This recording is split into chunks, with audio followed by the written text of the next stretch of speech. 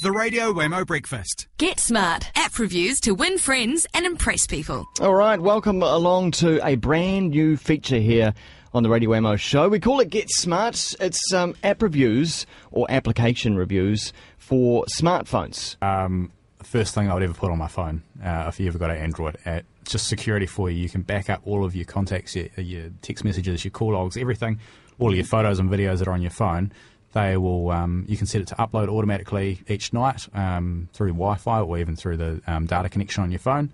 So that will all upload to the Wave Secure website, and so you can log in there and see all your files on there. Cool. And if you happen to lose your phone, you can restore it as well.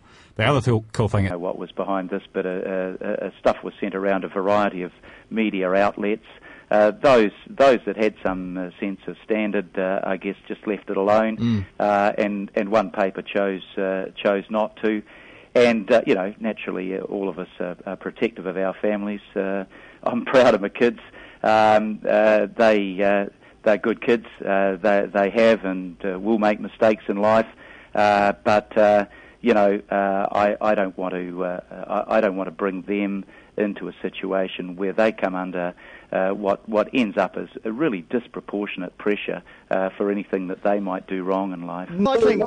Cycling for some people does have a bit of an image problem, though, doesn't it? Particularly when it comes to the fashion of cycling. People wearing lycra and kind of impractical work clothes. And if we want to get people cycling to work, there's a bit of a barrier to it, really, isn't there?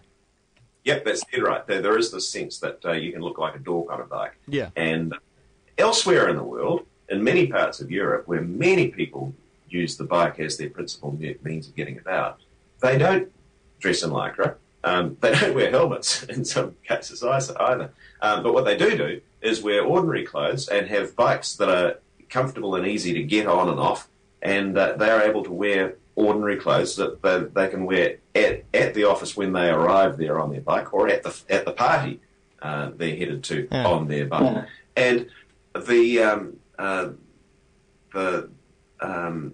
reason we're talking today is because there's a show on Thursday called Cycle Style Auckland, and this has been organised by Frocks on Bikes, which is a group of people, mostly women, who have identified this anxiety that a lot of women have. Yes. Right. But if you are near your computer, perhaps it is time to start thinking about working smarter, Ms. B, and not harder.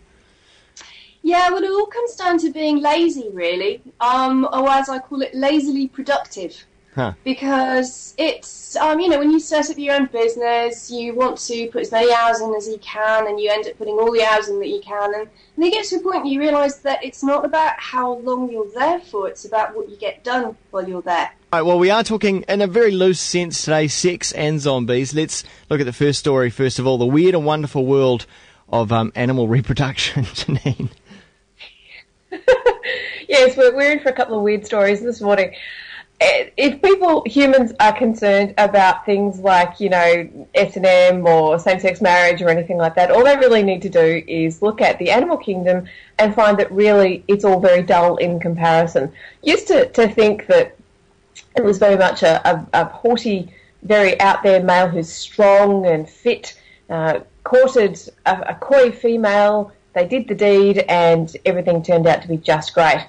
It's not quite that simple. There are some fantastic examples of truly odd types of sex out there. Shall we begin with the praying mantis? Why not? Gosh, it's the best thing. Well, I'm kind of hoping. The New Zealand version, anyway. Yeah. We're not up to that level at the moment. It's a 06. This is an 06. Pinot Noir. And it's the run holder. And so, yeah. It's Pinot Noir. What price point? Right now, $22. It's a good price. Yeah. Pinot Noir. Yeah. They've got their estate, and then you've got run holder, and then you've got a few other ones as well. You almost get this kind of sweet, burnt, caramelised cherry on the nose. That's what I'm getting, plus a hint of oak.